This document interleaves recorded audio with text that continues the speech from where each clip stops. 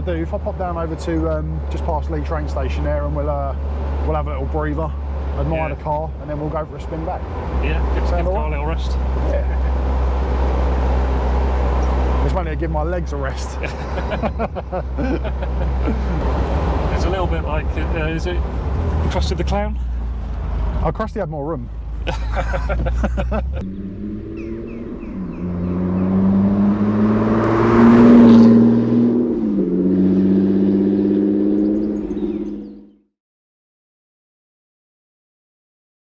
Hi everyone, welcome to Nightfall Drives. Doug here, and you join me on what could be a lovely day in Southend. I'm with the legend James today, and we're talking about his 1981 Triumph TR7 Convertible, fresh from a nut and bolt restoration with a really interesting backstory.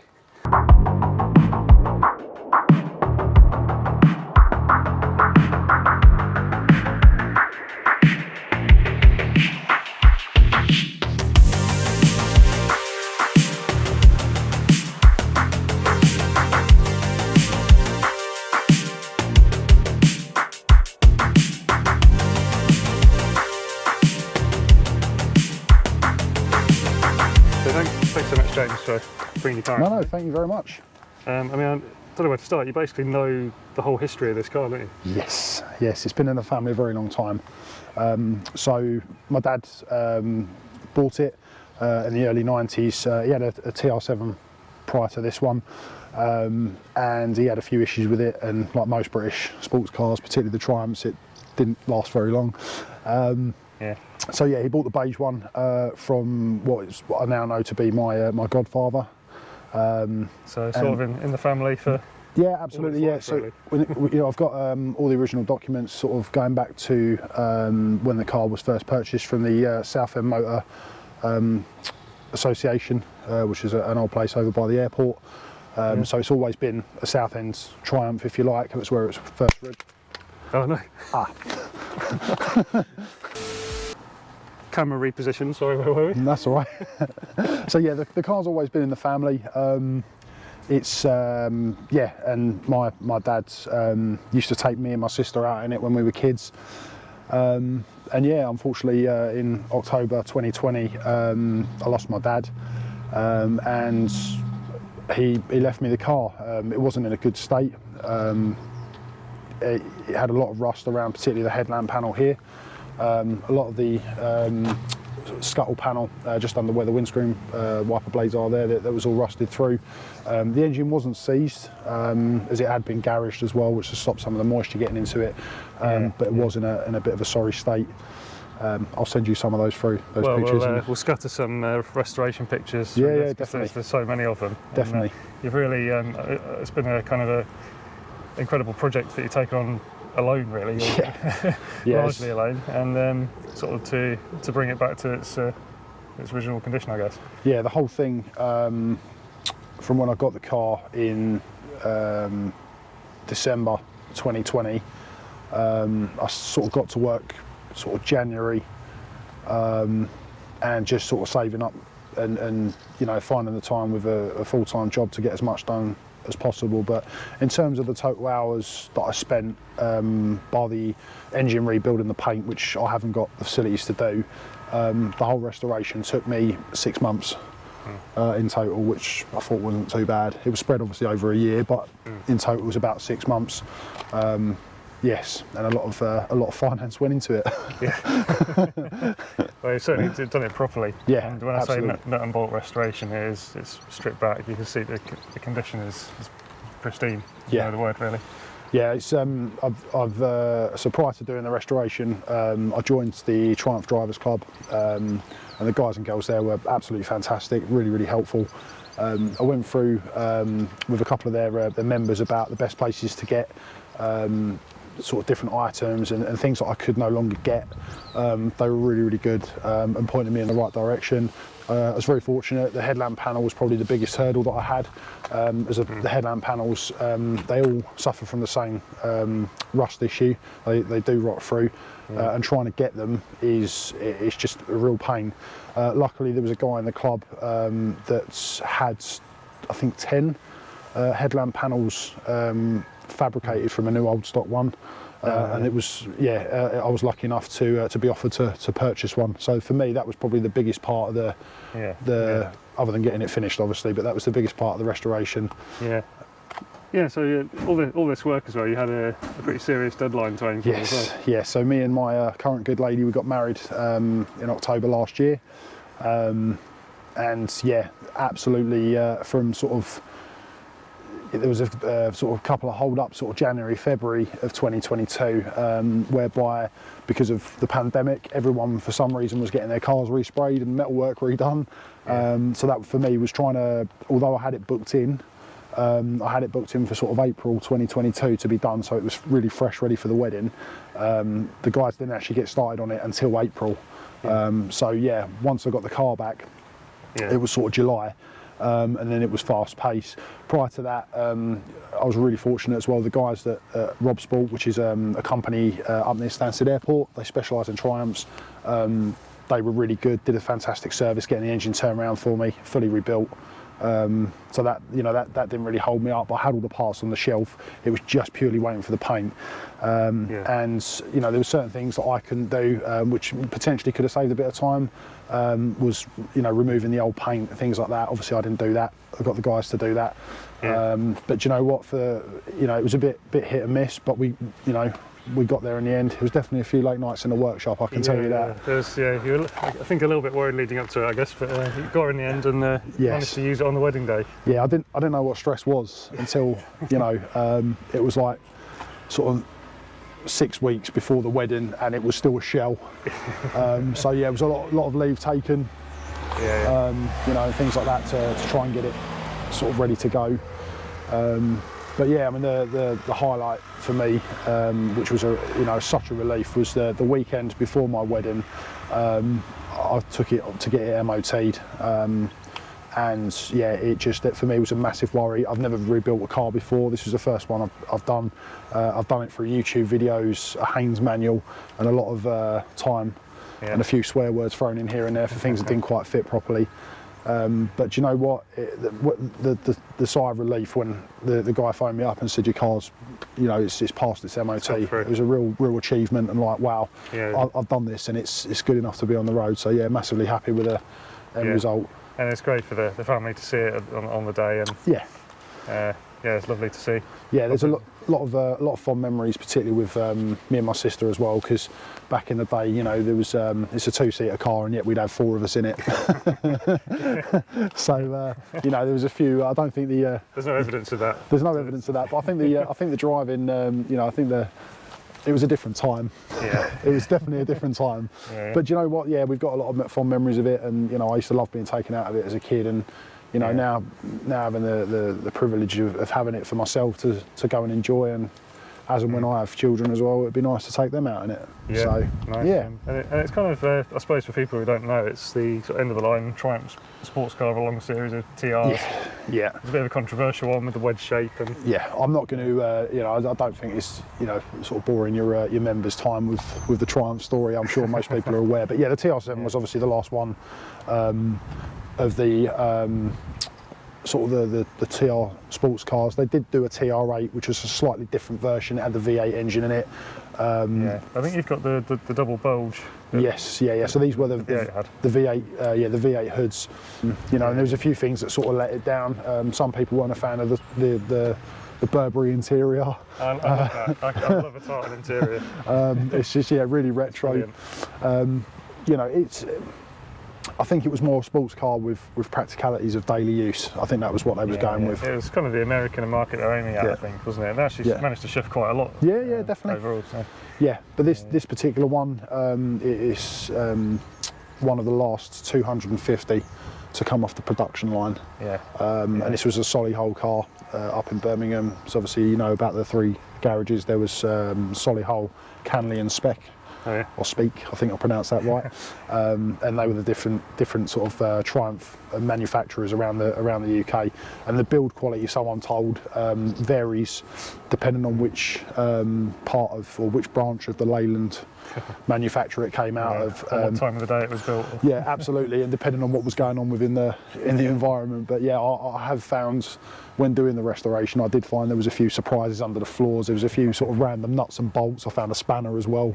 You know, I can't obviously point the finger at British Leyland and go, oh, it's definitely them. But looking at the state of what was underneath, I don't think the carpets had ever been taken out. So, No. but yeah, yeah. It was, Should we pop the hood? Have a look? yeah, absolutely. Yeah, let's have a little look around it. I can find the bonnet. There we go. Forward hinging bonnet, top marks. Yep, absolutely. And yeah, spick and span in there, isn't it? Yes, yeah. So yeah, a lot of the stuff in here, well, in fact, everything I could get my hands on is brand new. There's a few little bits like the viscous fan and things like that. I've tried to keep some of the originality in it. Yeah. Everything that is in here was on the car. Yeah. You wouldn't believe it, really, would you? No, you wouldn't. Look at the condition of the master cylinder. And yes, yeah, absolutely. It's all. You know, it's all been cleaned up and painted, and you know, sort of pressure tested, and I've done as much as I could really with it to try and get it back to its original sort of thing. Yeah. There is a couple of upgrades in it, and there will be another upgrade going on. So at the moment, it still runs the points and condenser in the distributor. I'm going to eventually go over to electronic ignition, just because it's the reliability factor. Again, we get the carbs balanced. I've gone with what used to have one of the oil filter bowls in the bottom of it. It's been switched up to a spin-on cartridge just for ease of changing it. So I don't know if you've ever seen them, the bowl filters, but they're horrendous, and you end up getting very, very wet with oil when you change them. So yeah, so we've got a few little things in there. One of the other challenging parts, particularly for the engine, which I had, it was literally just after I MOT'd it, and it frightened the life out of me, was the carb mounts. Oh, yeah. So obviously it runs the HS6 carbs on here, and the rubber mounts that run between the manifold and the carb are rubber. Now, I did have the original rubber mounts for them, and I was a bit sort of, you know, I wasn't unsure whether I was putting back on or not, but I ended up speaking to the club last minute, and I managed to get some billet aluminium ones, and they, you know, they're superb. They don't, there's absolutely no movement in them whatsoever. They displace the heat, so we ain't gonna have any issues with it, you know, going bang or anything like that. So yeah, ultimately that was a nice little upgrade. It is a bit of controversy amongst people and in the groups about whether, you know, they should be rubber because it allows the sort of flex in the carbs, etc. But do you know what? As long as they're bolted on there and it doesn't affect the performance, you know, it's an upgrade as far as I'm concerned, and I'm happy with it. More durability. Yeah. Yeah. But yeah, so it's it's pretty clean and tidy in here. Incredible job. I mean, thank you. Should we take her? Well, before we take her on the road, I have to ask. You're what, 6'15" or something? Yeah, something like that. How do you cope inside this? It's tight, real tight. I can just about squeeze in. I have made a few sort of adaptations to the steering column ever so slightly. The wonderful thing about older cars is that you have that adjustment factor in there, and the steering wheel is out by about an inch or so, just so I can get my chunky legs around and underneath and in the pedals. But yeah, it's pretty good. Like I said, we was having a discussion earlier about the MX-5s and the similarities of sort of two-seater convertibles, and I have to say the MX-5 I cannot get in, but this, there's plenty of room, and it's very comfortable. I must say, it's, you know, as most sort of older cars are, this is very comfortable. Yeah. Well, so, should we take her out and find out myself if that's all right? Absolutely. Yeah.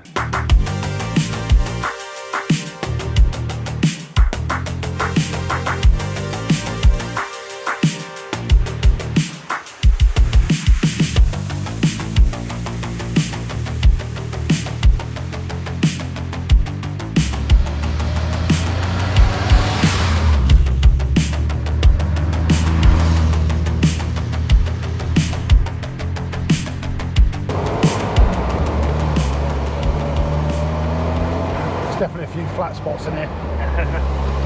So my foot's, so then I ease my foot off and it speeds up. Yeah. So I've got to get the carbs adjusted up. And once the carbs are done, they don't really matter too much anyway, because I have to drive it like Miss Daisy until I've done 300 miles. Then I have to recheck the head bolts, and then give it a service. and then yeah, it's I'll get the carbs adjusted up then, so it kind of stops me from going too mad with it. Yeah, yeah. So you're still within a few hundred miles of the reboot? I've done 158 miles. So yeah, a few, well, is it a bit rich or a bit lean? I don't really know. I think it's the air. It's both the air and fuel mixture. I mean, the carbs are relatively balanced because I did have one of my stepdad's friends came over. He used to be a mechanic, and he's got a synchronizer, I think it is, like for measuring the airflow or an airflow thing. So yeah, they were checked. But obviously with the little adjustments I've done with the screwdriver earlier on to just keep it ticking over, just might have put them out a little bit. But yeah, I'll get them balanced and then it'll be sweet. Yeah, it's all proper mechanical engineering stuff. Yeah. And the thing is as well, there's only a handful of places that are like really good with it, like that know what they're doing, because it's there's such an old car. Obviously everyone uses electronic ignition, don't they? So it's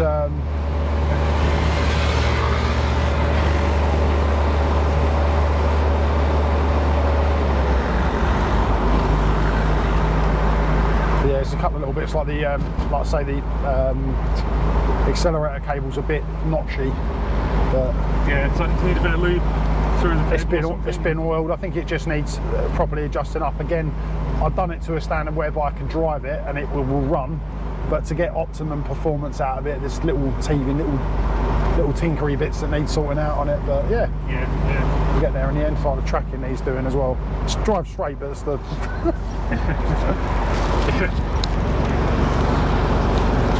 but yeah, it does drive in a straight line. It's just the steering wheel. Yeah. It's a very small steering wheel as well. Yeah, it's good. Yeah. So most people quite sporty. Yeah, most people upgrade them to the 14 motor litre steering wheels. But I like the originality of the TR7 one. And to be fair, this is the only thing I've cleaned it up, but this is the only thing I haven't actually touched. It's still as it was when my dad had it. You know, which is obviously a big thing to try and keep it dear. Yeah. I suppose they're famously very heavy steering, and there's a small wheel, and it's quite a fast rack, isn't it? Yeah. So yeah, it's quite a fast rack. Yeah, it's great. So it's probably quite nice at speed, but a bit hard work at slow speed. Yeah, slow speed. I mean, it's very.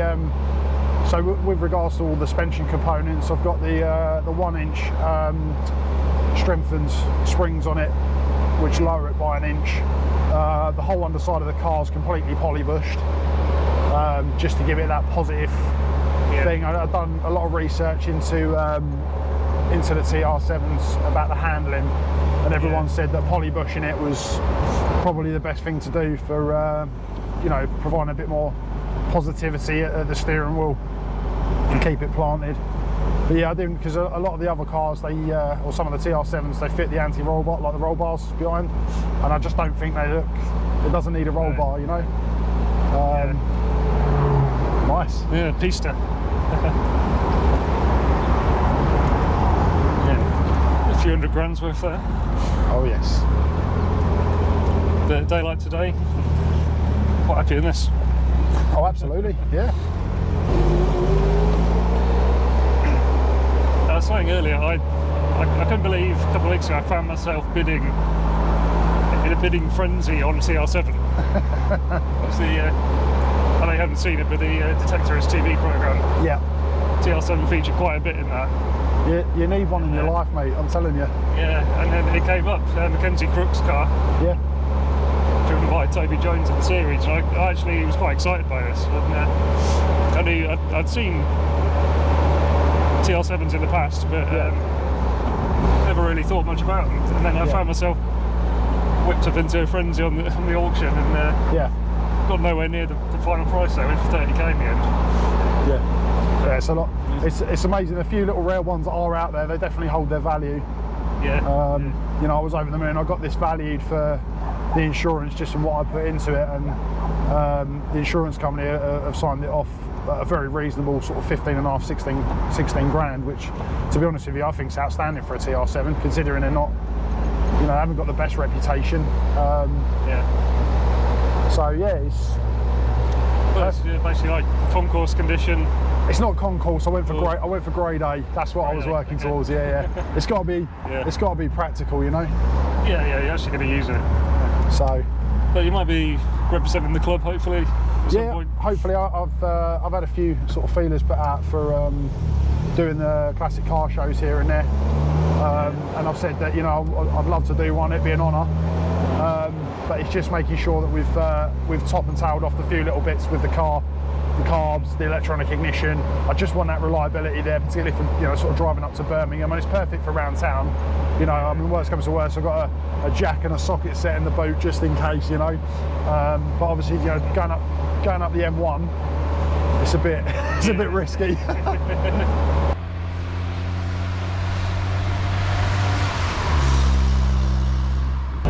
How does this sort of on the open road? I guess you haven't really had a chance to take it on any particularly long.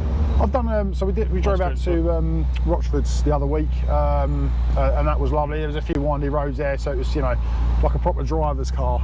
Yeah. Which was quite nice, sort of going through the lanes and that. I drove it back from the in-laws in Colchester, where it was obviously kept whilst I was doing the refurb on it, yeah, I would have got 70 out of it. I couldn't ask for more than that. It's, you know, it got up there.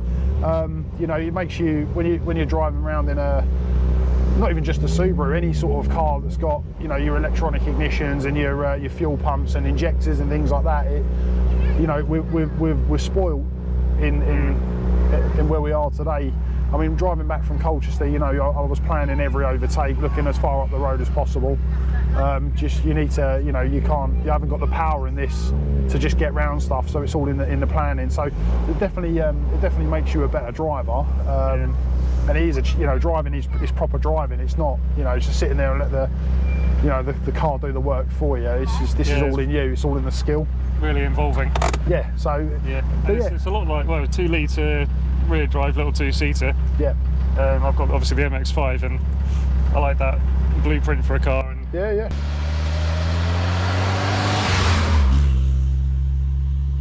I gotta say, I actually like the beige. You like the beige? The beige is probably controversial for some people, but no, the beige is a great shout. Yeah. And it's quite a rare colour, sort of amongst the TR7s. There wasn't many that were beige. Most people went for like your British racing greens and your blues.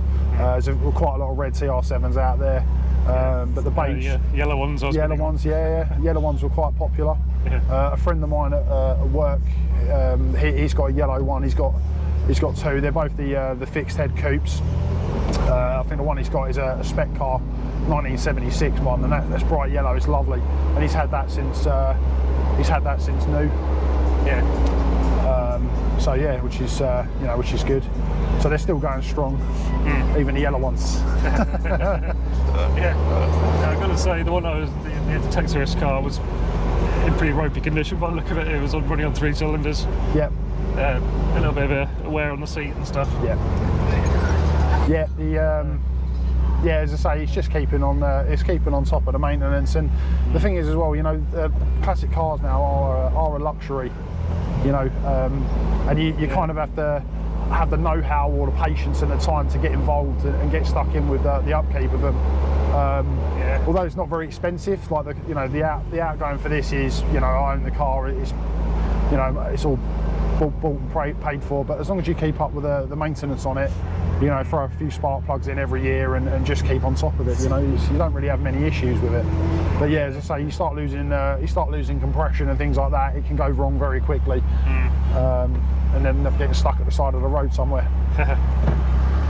And you got a great support network with the clubs and things. Yeah, absolutely. Yeah, really supportive. They're always offering help and advice to anyone that sort of wants it, really. Yeah, and they featured you a few times in the magazine. Yes. Yeah, so the club secretary reached out to me and sort of when I was building the car, and sort of said, you know, we would like to do a piece on the build, you know, because there's not many people that are doing sort of the nut and bolt rebuilds like I am or I was. And as such, yeah, it was, you know, every couple of months it was write a few bits about the TR7. you know, what I was doing to it and how the progress was, and in turn I'd say, oh, I was struggling with this, and he'd sort of reach out to some of the network and sort of say, oh, one of the guys that's doing a rebuild's having this sort of issue.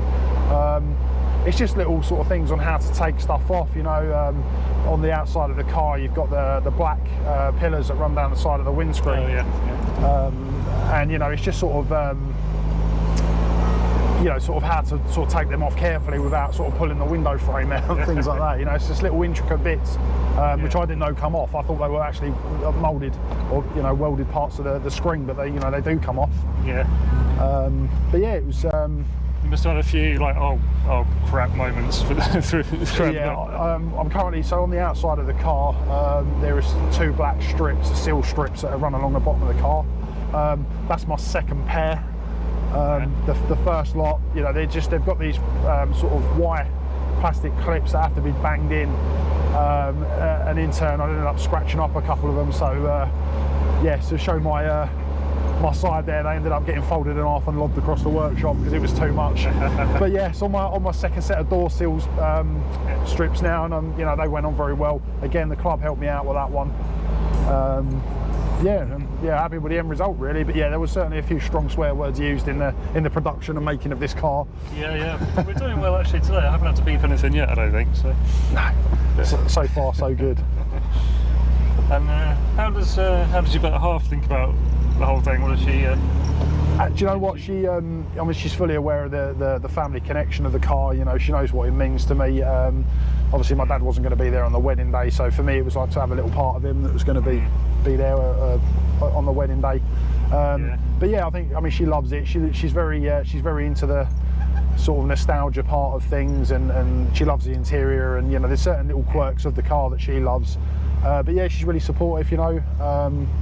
Particularly on the run up to the wedding with the wedding fund, you know, she's like, if there's anything extra you need for the car that, you know, you can't get, we'll sort it out. So, do you know what, to have that support from her was amazing. And if she's watching this, Philippa, you're a legend. Absolutely. Absolutely, not many people would put up with this. No, absolutely. Well, you know, she puts up with me, so it's not too bad. But anyway, yeah, the traffic today in Southend is, you know, is normally never anything on the road, but today there's everyone on the road. So I'm sorry we're doing a 10 mile an hour scenic tour. A different one to normal, but yeah, lovely views. Absolutely. Well, I thought it'd be quite nice to show you sort of Southend and, you know, some of the drivers roads.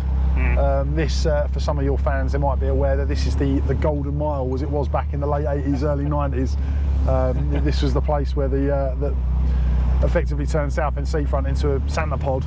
And there was lots of car meets and stuff down here. So we're just going past the casino now. There's you know, quite a bit of interest down here on a Friday, Saturday night with some of the old XR3s and Sierra Cosworths, and you know, real sort of Essex boy cars. Your 106 GTIs, Renault 5 GT turbos. You know, growing up as a kid, I used to see them down there quite a lot. This is the Max Power era. Oh, absolutely. Yeah. Yes. I'd love to have seen that. I think you can see them now. It just costs you a fortune if you want one. We was having a little look through. A friend of mine was working with the other night. We were walking through the Auto Trader magazines of something like 2003. Oh yeah. And one of the things that made me chuckle in it was like the value of cars. You know, you could pick yourself up like an XR3i for 4 or 5 grand. You know, you look at them now and you're paying upwards of 20 for a good one. You stick a few of them in a barn. Yeah, absolutely. 20 years ago. Yeah. Oh, your quid's in there, your retirement sorted. Yeah. There was a guy my dad knew of, or knew, who was basically hoarding Audi Quattros. Oh, nice. And he's done incredibly well at that. I mean, one thing I've learned with this particularly, and a few of the guys in the club have said it, is hold parts. If you're going to hold anything, hold the parts, because sometimes the return is better on the parts than it is on the actual cars. Like to get a TR7, you know, in a reasonable condition that's sort of, you know, due a refurb, you're probably looking at, I don't know, probably 2,500 for and that's a better end one. I mean, I've seen them go as cheap as sort of 500-600 quid. But you know, if you're willing to take the time to, you know, to strip it for parts, you know, just the switches and the consoles, and you know, I mean, the console that I've got here is the later one. It's got the push button reset speedo for the odometer. You know, they're just rocking horse. You can't get them. Yeah. You know, so if you're in the market for, you know, a cluster, you can make silly money on one of them. Yeah, so it's I think parts are few and far between. So yeah, if you're going to hold an Audi Quattro, hold some of the parts for it as well.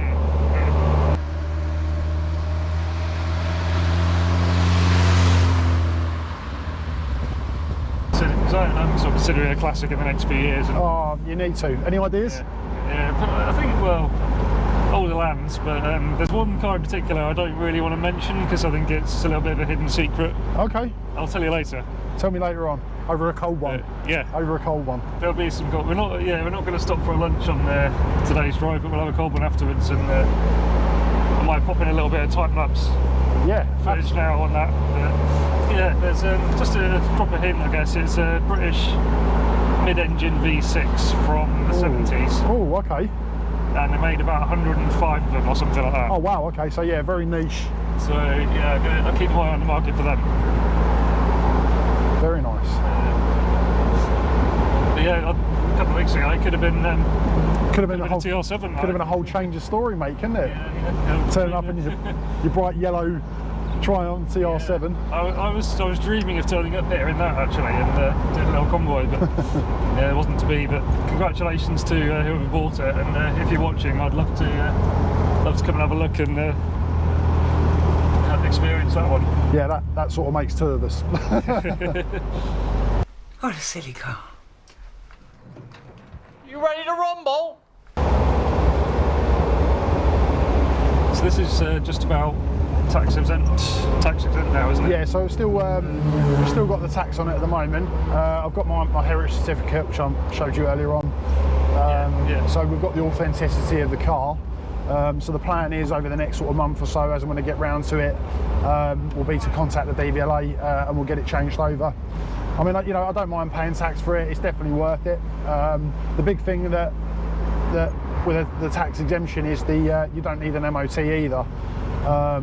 But what a lot of people don't know is that it can cause a few issues with your insurance and things like that if they're not inspected. Okay. So if you can get them inspected, it's definitely more beneficial. And I would anyway, just because you almost want to guarantee your work, don't you?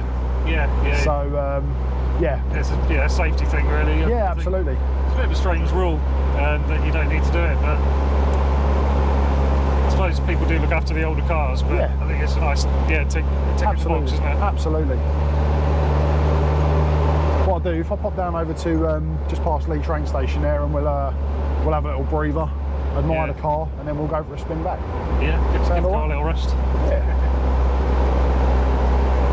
It's mainly to give my legs a rest. It's a little bit like, is it Krusty the Clown? Oh, Krusty had more room. What the? I'll just see if I can find more. I want to just check my policy because I'm pretty sure you can drive it. That'd be Policy. very kind of you. I mean, I feel a bit wary because well, 6 months of work you put into it. We can give it a drive down there, mate. It'll be all right. It's fine. Yeah, it's no worries. You just take it nice and slow. Oh, this is the life. I've sat in this seat for years. You haven't got your sister as well strapped in there as well today. But... No one where they shouldn't be. Give it a little on the button. on the bottom. Right. And the clutch is obviously shiny. Yeah, I'm just going to adjust the mirrors from there. Yeah, it's all right. Sort of giant position. Just hold that at the top there because it's a bit temperamental. That's it. Lovely. Yeah, that's in there. Lovely. All right. Let's go. And, bit of a sticky throttle. That's it. Quite a high clutch.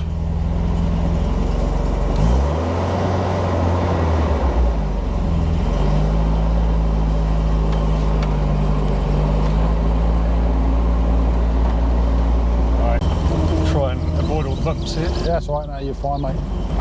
Slow and steady wins the race, doesn't it?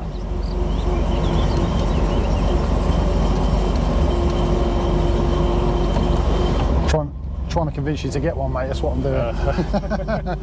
I think you're already winning that. It'd fit in the garage nicely. Yeah, absolutely. Do you see what I mean about that throttle response? It's a bit notchy, isn't it? Yeah, it's a little bit sticky. It's a bit hard to drive, but the clutch is lovely and light, and it's quite a high bike point. That just caught me out a bit. Yeah. Yeah, it's brand new. Yeah.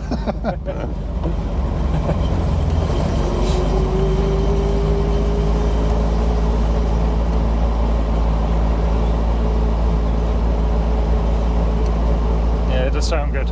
Yeah, it's nice, isn't it? Yeah, you got it about right, I think. Yeah, it's not too noisy, but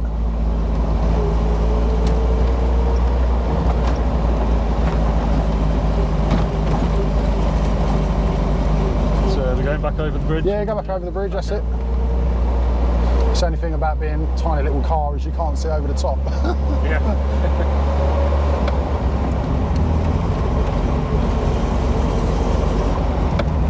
Just yeah, keep it in the set. pressing the gear change. It's quite a positive box as well, isn't it? Yeah, it feels nice. It's not too notchy and clunky. It's just right. Yeah, it's actually quite a shorter throw than I thought it'd be. Yeah. There's the notchy throttle.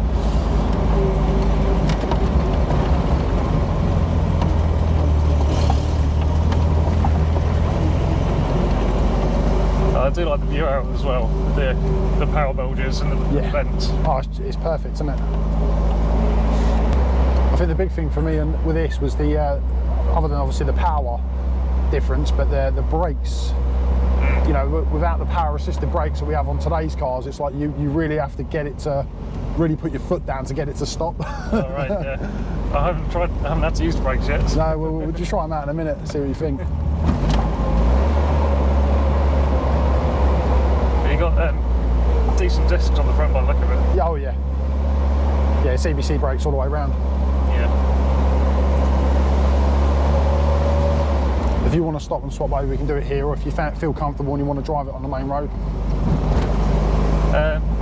Tell you what, because of the 6 months of blood, sweat and tears you put into it, I'm going to hand it back. Oh mate, yeah, if you just stop just up on the left, just the other side of this pothole here. Yeah. And then... Here we go. But yeah, that was nice. Oh, here we go. It does need a lot of braking. Yeah.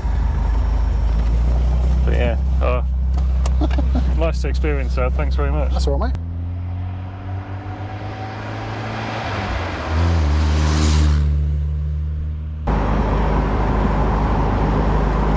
Thanks so much for doing this. My pleasure, mate. No, thank you for allowing me to share my passion for the TR7. Certainly have a lot of passion. Yeah, absolutely. And yeah, rightly so. A long history with the family. And, Yeah. It's but it's good fun as well. yeah, absolutely. Try and win back that positive attitude towards the TR7. That's what I'm working towards. That's my goal. My business strategy. I'm fully behind that. Since the Detectorists, obviously, I'm a big fan of them now, and I think people are realising these were, you know, the last sporty Triumph. Yeah. Fun little cars. Reasonably priced. Reasonably priced. Everyman cars, but they were 2 litre rear drive manuals. Yeah. Or the V8 if you wanted it. Yeah, absolutely. Already sort of done a mini outro, but been a lovely afternoon, James. Thanks a lot for Thank you very much, mate. taking me out and let me drive as well briefly. I didn't dare bring it down here. I'm in the driver's seat. There's lots going on, mate. Southend, isn't it? But no, thank you very much, mate. It's been really good. Thoroughly enjoyed it. And yeah, and thanks for your questions, mate. Yeah, really good. It's been good, and yeah, thanks for watching. If you've got an interesting car you'd like to talk about on camera, happy to make a film with you. Chuck it a lunch or a drink, and bring it to Southend. Got to bring it to where it's happening. Thanks a lot, and see you for the next one.